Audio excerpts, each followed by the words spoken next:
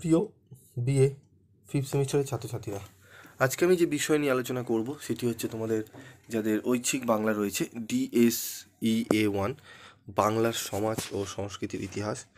তোমাদের 65 নম্বরের প্রশ্নপত্রে তোমাদের পরীক্ষা হবে, তোমরা জানো। তো ইম্পর্টেন্ট 10 নম্বর প্রশ্নগুলো আজকে আলোচনা করব। মডুল 1 মডুল 2 এরকম তোমাদের দুটো মডুলে ভাগ করা থাকে। তো তোমরা একটু দেখতে থাকো। তো দেখো, প্রথম প্রশ্ন হচ্ছে বাংলার সমাজ সংস্কৃতিতে চৈতন্যদেবের প্রভাব সম্পর্কে আলোচনা করো।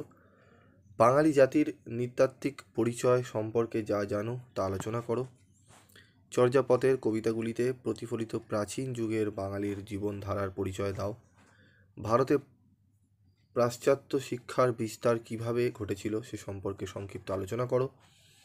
প্রাচীন বাংলা ধর্ম ও শিল্প সংস্কৃতির সম্বন্ধে যা জানো লেখো। নীল বিদ্রোহের পরিণতি কী হয়েছিল তা সংক্ষেপে আলোচনা করো। বরাক উপত্যকার ভাষা আন্দোলনের পরিচয় দাও। 1952 সালের ভাষা আন্দোলনের গুরুত্ব সম্পর্কে লেখো। স্বদেশী ও বয়কট আন্দোলন সম্পর্কে যা জানো তার বিস্তারিত আলোচনা করো। নমসূত্র আন্দোলন সম্পর্কে একটি প্রবন্ধ রচনা করো। চলে আসবো পরবর্তী প্রশ্নে। সাঁওতাল বিদ্রোহের সংক্ষিপ্ত পরিচয় দাও। সন্ন্যাসী ও ফকির বিদ্রোহ সম্পর্কে সংক্ষিপ্ত পরিচয় দাও। তেভাগা আন্দোলনের সংক্ষিপ্ত পরিচয় দাও। এই প্রশ্নগুলো স্টার মার্ক খুবই ভালো করে তোমাদের কিন্তু দেখতে হবে। প্রেক্ষাপট উল্লেখ করে বঙ্গভঙ্গ বিরোধী আন্দোলনের পরিচয় দাও। বাংলার ইতিহাসে হুসেন শাহী আমলের রাজনৈতিক ও সাংস্কৃতিক গুরুত্ব সম্পর্কে আলোচনা করো। বাংলা কৃষিপ্রধান দেশ, বাংলার অর্থনৈতিক ভিত্তি নির্মাণে কৃষির ভূমিকা সম্পর্কে আলোচনা করো। তো এই প্রশ্নগুলো পড়বে। এরপর হচ্ছে 5 নম্বরের প্রশ্ন। 5 নম্বরের প্রশ্নগুলো একটু দেখে নাও। বঙ্গভঙ্গ বিরোধী আন্দোলনে ছাত্র সমাজের ভূমিকার পরিচয় দাও। সংক্ষেপে তেভাগা আন্দোলনের গুরুত্ব আলোচনা করো। সমাজ সংস্কারক হিসাবে বিদ্যাসাগরের অবদান আলোচনা করো বা সংক্ষেপে উল্লেখ করো। 1952 ভাষা আন্দোলনের গুরুত্ব সম্পর্কে আলোচনা করো। চৈতন্য সংস্কৃতি বলতে কী বোঝো? বাঙালির সংস্কৃতিকে বলা হয় মিশ্র সংস্কৃতি। যুক্তিসহ মন্তব্যটি ব্যাখ্যা করো। 1959 খাদ্য আন্দোলনের প্রভাব সম্পর্কে আলোচনা করো।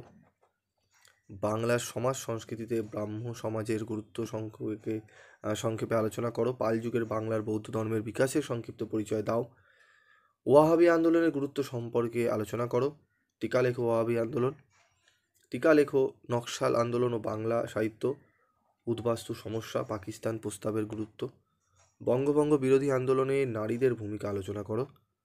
মাতুয়া আন্দোলনের ঐতিহাসিক গুরুত্ব নির্ণয় করো। 19 শতকের নবজাগরণের সার্থকতা বিষয়ে অভিমত দাও।